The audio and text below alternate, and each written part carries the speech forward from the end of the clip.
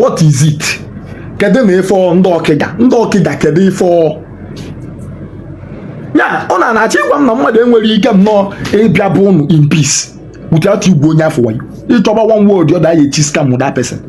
Onye ọbụla unu fụkwara na junction chọọ ịbala ụlọ ọkada obi unu agwa unu nọ na nke dibịa ka ọ na-eje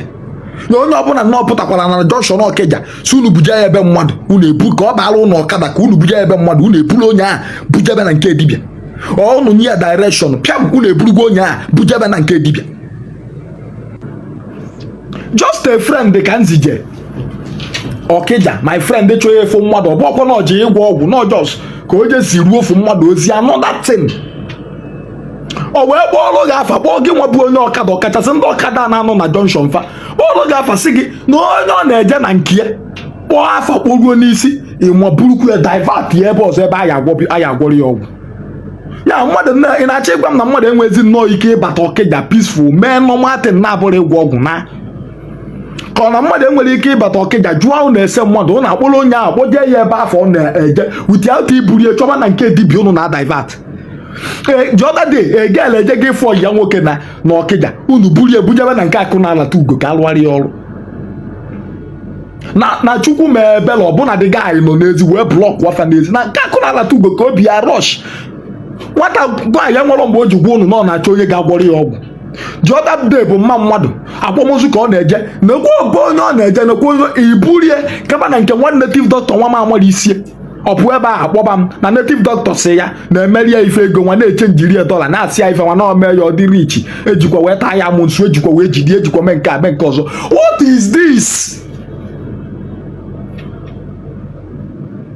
na mmadụ enwere ike nnọọ bịakwute unu bụ ndị ọkada si unu na ebe ọ na-eje unu eburu ebuje ebe a wute ịchọba na nke ndị dibịa unu ga-adivert ya na sisi ego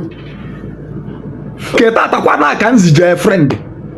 ka ọ jafụ nwa ya nwaanyị dị ụtọ na ọ mara ụzọ na ọ batabe unu eburu ya divert ya bujebie ụmụhu kasị nwaanyị na ebe ọ na-eje bụ ebe dị nso na nkwa Okija iruo nkwa Okija orugwu ebe ọ na-eje unu buru ya gbadaba ime obodo ọsị unu onwe mgbe o ji si unu n'ọbịa ịgwọ kedu ndị ọkada Okija biko PG Okija igwe Okija ma ọ bụ na unu nwee igwe biko nebala ife anya na this thing adịgo too much ọ dịgo too much and ọ na-ewezi m igwe because all these people na-akọsụ ife na-ebutere ụlọ ajọ afa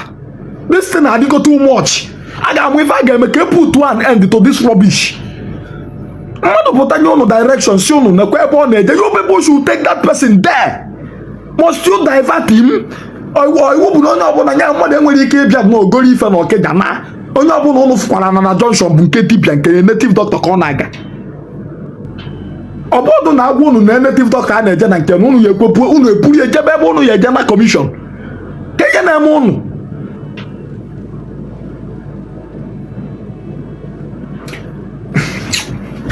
Please guys, subscribe on this new channel. Please guys, subscribe on this channel, share this video, like, comment. God bless you for watching.